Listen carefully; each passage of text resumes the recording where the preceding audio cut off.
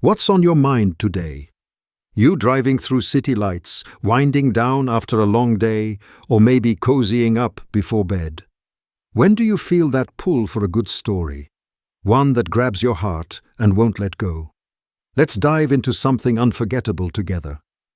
Before the sun even thought about gracing the Baltimore skyline, the kingdom of Silas Blackwood was already at war. His castle wasn't made of stone and mortar, but of glass and steel, a skyscraper that stabbed at the clouds.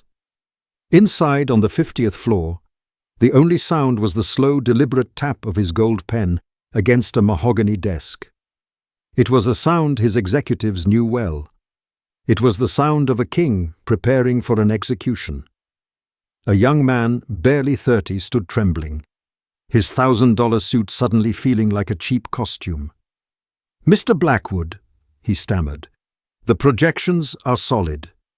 If we acquire the waterfront properties now—" Silas Blackwood looked up. His eyes, the color of a winter sky, held no warmth. He was a man of 70 years, carved from granite and ambition. He didn't raise his voice. He never had to. His words were blades sharpened by decades of ruthless precision. "Projections are fairy tales for children's son," he said, his voice a low rumble. "I deal in certainty. And what I am certain of is that your solid plan is a waste of my time." He pushed the meticulously prepared portfolio off his desk. The papers scattered across the marble floor like fallen leaves. The young man didn't dare to pick them up. In the kingdom of Silas Blackwood, kindness was a currency with no value, and fear was the only language the king chose to speak. But every kingdom has its borders. For Blackwood, that border was crossed every Tuesday morning when his black Cadillac would glide to a stop outside a world he owned on paper, but could never truly conquer, the North Star Diner.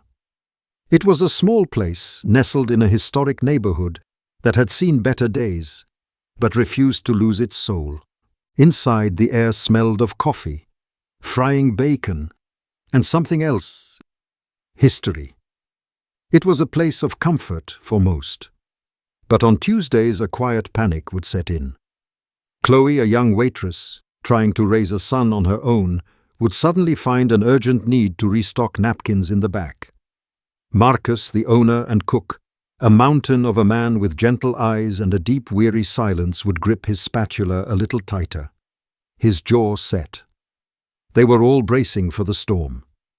But this Tuesday, there was a new element in the diner's atmosphere: a quiet calm. Her name was Eleanor Vance. At 65, she moved with the unhurried grace of a woman who understood her own worth. She was a widow, and she hadn't taken this job because she needed the money. She'd taken it because after her beloved husband Joseph passed, the silence in her home had become too loud. She needed to be around people. She needed to feel the rhythm of the world again.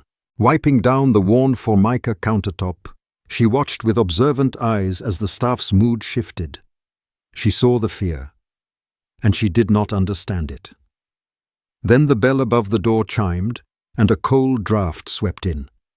Silas Blackwood entered. He didn't look at anyone. He simply moved to his usual booth, the worn leather sighing under his weight, and snapped his fingers with a sharp, imperious crack. It was a sound that demanded obedience. Chloe flinched. Marcus's back stiffened at the grill. Eleanor, however, finished wiping the counter. She placed the rag neatly by the sink, took a slow breath, and walked over to the booth. She didn't carry a notepad, just herself. She stood there for a moment, waiting until Blackwood finally looked up from his newspaper, annoyance clouding his features. "Good morning, sir," Eleanor said, her voice even and clear like a church bell on a Sunday morning. "Welcome to the North Star. My name is Eleanor." She paused, letting her words settle in the sudden, deafening silence of the diner. "And in here," she continued, a hint of steel beneath the velvet, "we use our words." Have you ever been in a room where the air itself seems to hold its breath? That was the North Star Diner in that moment. You could have heard a pin drop on a cotton ball.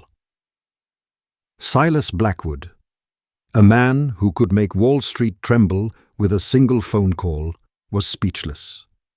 He stared at this woman, this waitress, as if she was speaking a foreign language. He had built an empire on the simple principle that everyone had a price, that everyone would eventually bow. Yet here was a woman with nothing to her name but a clean apron and a spine made of iron, who refused to kneel. It's a mistake we so often make, isn't it? We tolerate disrespect because we need the job, because we don't want to cause a scene, because we tell ourselves it's not worth the fight. We swallow the bitter pill of humiliation day after day, and we don't even realize the poison is slowly seeping into our soul, convincing us that we are as small as they want us to be. But Eleanor Vance knew a truth that Silas Blackwood had long forgotten. True power isn't about being the loudest voice in the room. It's not about the money in your bank account or the title on your door. Sometimes the greatest power in the world is found in the quietest voice, the one that dares to speak a simple, unshakable truth. And as Eleanor stood there, waiting patiently for a man who had forgotten how to ask, the foundations of an unshakable kingdom began to tremble, and a battle for a man's soul had, unbeknownst to him, just begun. For a long, heavy moment, the only sound was the distant sizzle of bacon on Marcus's grill. Silas Blackwood's face, a mask of cold indifference just moments before, was now a canvas of disbelief turning into a thunderous rage. He was a king in his own kingdom, and this woman had just committed treason. He leaned forward, his voice dropping to a low, dangerous hiss. "Do you have any idea who I am?" Eleanor didn't flinch. She met his gaze with a calm that seemed to draw strength from the very floorboards of the diner. "I know you're a man who wants a cup of coffee," she replied simply.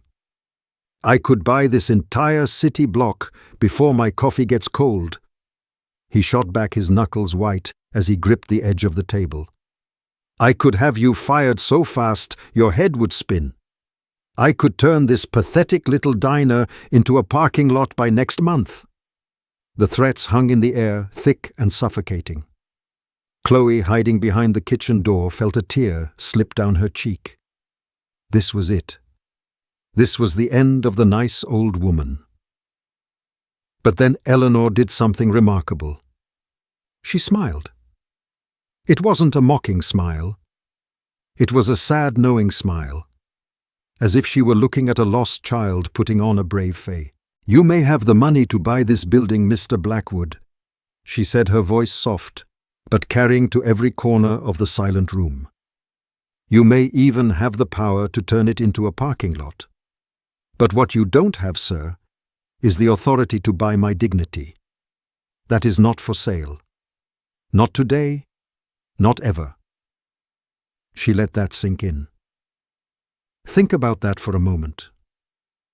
Most of his life, Silas Blackwood had operated on a simple, brutal logic. Everything and everyone had a price. He could buy loyalty, silence, and obedience. He was fighting a war with weapons, money, and fear that had always guaranteed his victory. But Eleanor Vance had just shown up to the battlefield without any weapons at all. She wasn't fighting him. She was simply refusing to be in his war. And that, he was quickly discovering, was a strategy he had no defense against. He was about to retort with another venomous threat when she spoke again, her tone shifting from firm to reflective. "My late husband Joseph," she said, a flicker of loving memory in her eyes. "He was a community organizer right here in this city. He dealt with powerful men his whole life, men with more money and influence than you can imagine. And he taught me something I never forgot." She leaned in just a little, sharing a sacred confidence. "My Joseph used to say, a man who has to shout to be heard has nothing important to say." A man who has to shout. The words didn't just hit Silas Blackwood. They pierced through decades of hardened armor and struck something dormant, something he thought had died long ago. He opened his mouth, but no sound came out. He was a general whose army had suddenly vanished. A king whose crown felt like a cheap prop. Defeated though he would never admit it, he finally grunted, "Just coffee. Black." Eleanor gave a slight respectful nod. Of course. She brought him his coffee. He drank it in silence, the taste bitter in his mouth. He left a $5 bill on the table for a $2 coffee, not enough to be generous, but just enough to prove he still could. As he walked out, he didn't slam the door. For the first time, he simply closed it behind him. He sat in the plush leather seat of his Cadillac, the silence of the car a stark contrast to the storm raging inside him. He should have been furious.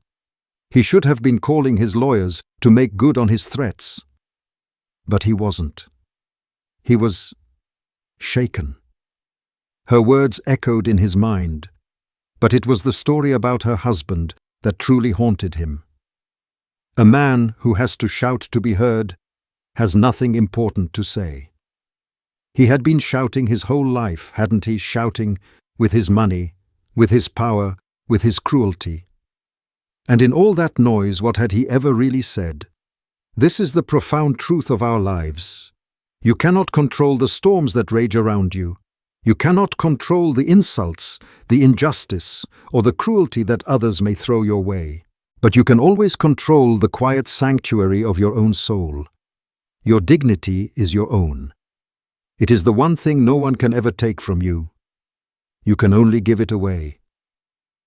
And Eleanor Vance had just reminded Silas Blackwood that she had no intention of giving hers up. As he finally put the car in drive and pulled away from the curb, Silas felt a crack form in the very foundation of the man he had built. He didn't know it yet, but it was the most important, most terrifying, and most hopeful thing that had ever happened to him. He was no longer just a cruel old man driving away from a diner. He was a man haunted by a ghost, the ghost of the person he might have been, and the faint, terrifying whisper of the man he could still become. The next Tuesday, a different Silas Blackwood walked into the North Star Diner. The arrogance was gone, replaced by a strange, brittle awkwardness. He didn't snap his fingers. He cleared his throat, a dry, rusty sound. And when Eleanor approached his booth, he mumbled something that sounded vaguely like, "Coffee, please." Chloe watched from a distance, her brow furrowed in confusion. It was like watching a wolf try to convince everyone it was a sheep. He sat stiffly, his eyes darting around the room, avoiding eye contact. When Eleanor brought his coffee, he did it again, a low, almost inaudible mutter. "Thank you." It was so unnatural, so forced, that it was more unsettling than his usual cruelty. Chloe felt a flicker of hope. But Marcus, standing at the grill, saw something else. He saw a man deeply uncomfortable in his own skin. A man performing a role he hadn't rehearsed. He narrowed his eyes, his old suspicions hardening into a quiet, watchful certainty. He knew this wasn't a change of heart. Not yet. It was a haunting. And he was right. As Silas Blackwood lifted the cheap ceramic mug to his lips, the simple, bitter taste of the coffee did what decades of expensive therapy never could. It transported him. It was the same kind of coffee he and Leo used to brew on a hot plate in their tiny one-room office, back when their entire real estate empire was just a shared dream and a single dog-eared map of Baltimore. Suddenly he wasn't a 70-year-old magnate. He was 25 again, standing beside his best friend, Leo Washington. Leo. He was the brilliant one, the one with the infectious laugh and the vision. Leo could walk into a room and make anyone feel like the most important person in the world. Silas was the numbers man, the pragmatist, the one who worried. They were a perfect team. They were brothers. The memory so vivid it made his chest ache shifted to the moment everything broke. The deal of a lifetime. A massive waterfront development. It was their big shot, but it was risky. On the final day, the investors got nervous. They gave Silas an ultimatum: push his charismatic but unpredictable partner out, and the money was all his. Go with Leo, and they'd both walk away with nothing. He still remembered the sick knot in his stomach. He chose the money. He told himself it was just business. He told himself he would make it up to Leo later. But later never came. He built his empire on the foundation of that one betrayal, and he had spent the next 50 years living in the cold, lonely castle he'd built, haunted by the ghost of the man he'd left behind, and the ghost of the better man he could have been. We all have a ghost self, don't we? The person we might have become if we'd made a different choice at a critical crossroad. For Silas, that ghost was a happy man. Maybe not a billionaire, but a man rich in laughter and friendship. A man who could look in the mirror without seeing a traitor. He had chosen the kingdom of wealth, and in doing so had sentenced himself to a life of emotional poverty. Lost in the fog of his regret, his gaze drifted aimlessly around the diner. It fell upon the wall behind the counter, a collage of faded photographs tacked to a corkboard, a history of the diner's family. There were pictures of birthdays, holidays, smiling faces from a bygone era. And then he saw it. His heart stopped. It was a picture of two young men, arms slung around each other, grinning in front of an old storefront. One was a much younger Marcus, the diner's cook. The other was Leo Washington. His Leo. The same brilliant smile, the same hopeful eyes. The blood drained from Silas's face as a horrifying, impossible realization crashed down upon him. He looked from the ghost in the photograph to the silent, watchful man at the grill. Marcus, Leo's younger brother. He hadn't just been coming to a random diner. For all these years, he had been walking into the heart of his own crime scene. And the quiet cook flipping pancakes wasn't just a cook. He was a witness, a judge, a living monument to Silas's greatest sin, and he had been watching him. All this time. Watching him. We think the walls we build around our past will protect us. But they do not.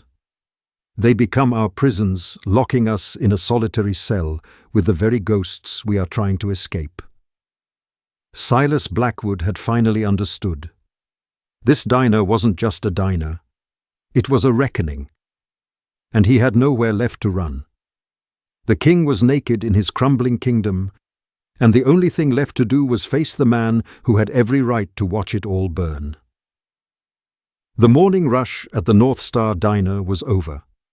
Chloe had untied her apron and left for the day, and Eleanor was in the back preparing for the lunch shift.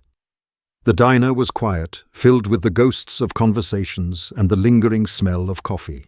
Silas Blackwood remained in his booth, the faded photograph on the wall holding him captive.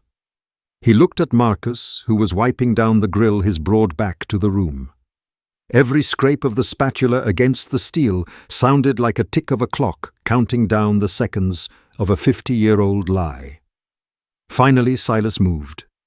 He slid out of the booth, his legs feeling heavy, and walked the few steps to the kitchen pass-through. He stood there, a king without a crown, a builder of empires reduced to rubble. He waited until Marcus turned around. Their eyes met, and in that single look, a half-century of unspoken history passed between them. "He was your brother, wasn't he?" Silas's voice was a hoarse whisper, stripped of all its former power. "Leo." Marcus placed the spatula down with deliberate care. He dried his hands on his apron, his gaze never leaving Silas's. He didn't answer with words. He just gave a slow, tired nod. And with that small gesture, the dam of Silas Blackwood's carefully constructed world broke. "I'm sorry," Silas said the words, feeling clumsy and inadequate. "Marcus, there's no excuse. I was a coward. I was afraid, And I was greedy, and I destroyed my best friend. I destroyed your brother, and I have lived with that every single day." He didn't ask for forgiveness. How could he? The word itself felt like an insult. He was simply confessing his sins at the altar of his guilt. Marcus leaned against the counter, the weariness of decades settling on his shoulders. "Do you know what you took from him?" he asked, his voice low and steady, but shaking with a deep, contained grief. "It wasn't the money, Silas. He never cared about the money. He built a good life, had a family. He was happy in his way." Marcus paused, looking at the photograph on the wall. "But you took his light.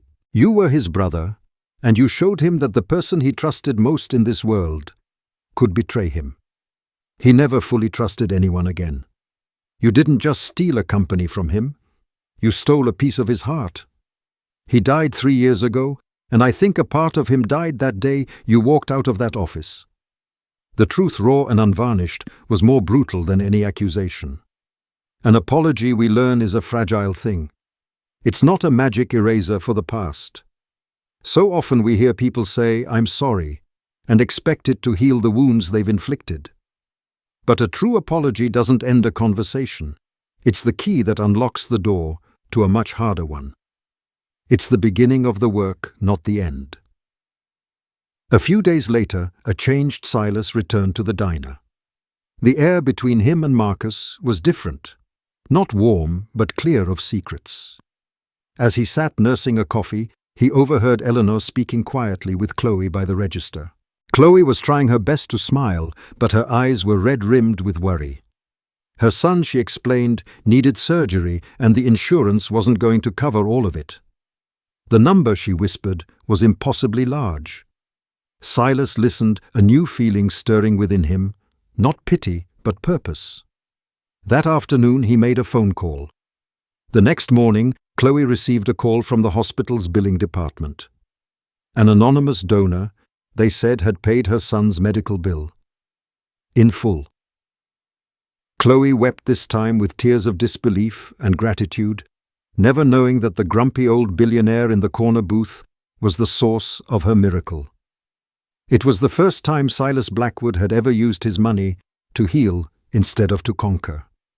It was a quiet, selfless act. It wasn't about easing his own guilt.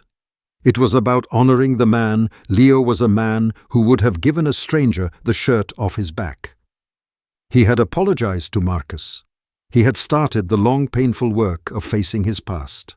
But he knew with a certainty that settled deep in his bones that redemption wasn't something you could find just by saying you were sorry. It was something you had to build day by day, action by action, just as he had once built an empire. Only this time, he would use a different set of blueprints. He had taken the first step on the long road home, but he still needed to find his North Star, the guiding light that would show him how to build a legacy worthy of the friend he had lost. The weeks that followed were a quiet study in the art of rebuilding a broken world. The fear that once choked the air in the North Star diner was gone, replaced by something fragile and new hope. Silas Blackwood kept coming every Tuesday, but he was no longer the king demanding tribute. He was just Silas.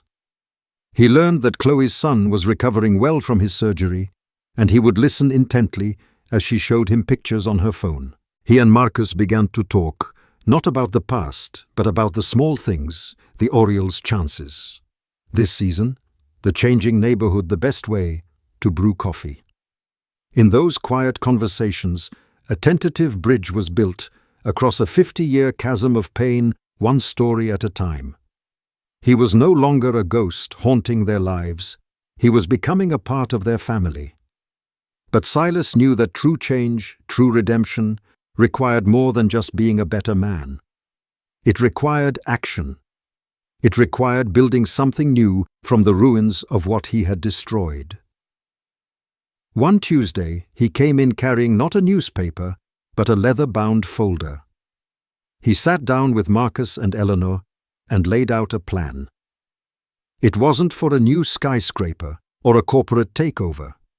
It was for something called the Leo Washington Foundation for Second Chances. Its mission was simple: to provide funding and mentorship for minority entrepreneurs in Baltimore who, like a young Leo and Silas, had a dream but lacked the resources. And his new boardroom, he announced, would not be on the 50th floor of his sterile tower. It would be right here, booth number 4 at the North Star Diner. And so it was. The man who once terrorized the diner transformed it into a place of opportunity.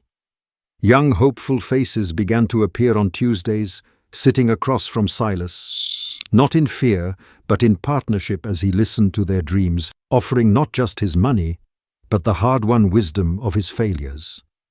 He was using the wealth he had gained from his greatest sin to ensure that others would never have to make the same impossible choice he did. He was finally honoring his brother. Let's fast forward 6 months. It's a bright sunny morning at the diner. The place is buzzing with laughter and conversation. Silas Blackwood sits in his usual booth. But he's not alone. He's showing a magic trick to Chloe's little boy, and the sound of the child's delighted giggles fills the room.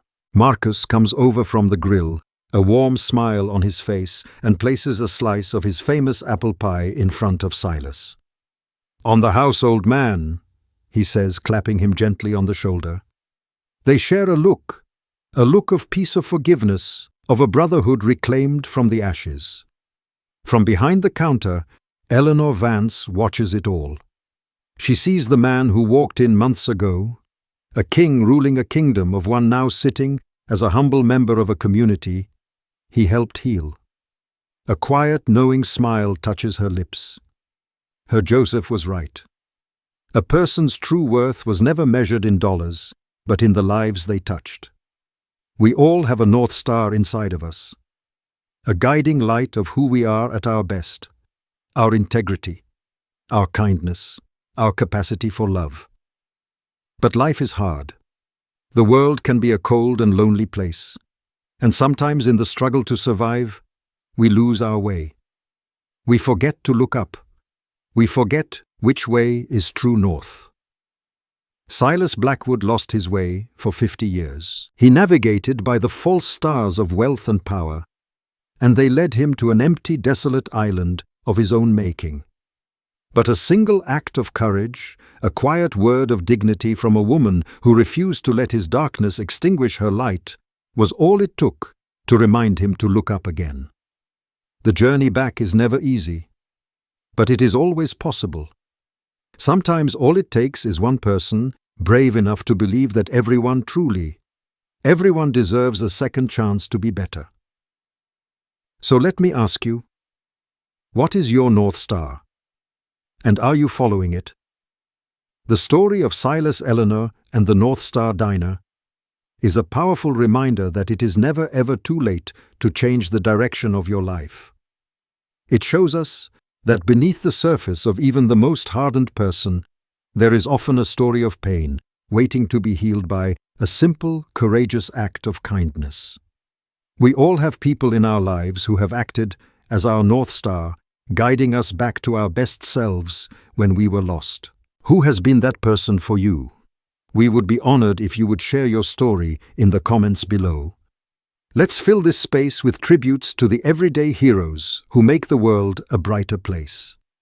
And if this story of redemption and second chances touched your heart, please show your support by giving this video a like. It truly helps us reach more people who may need to hear this message of hope. To ensure you don't miss another journey into the heart, make sure to subscribe to our channel and ring the notification bell.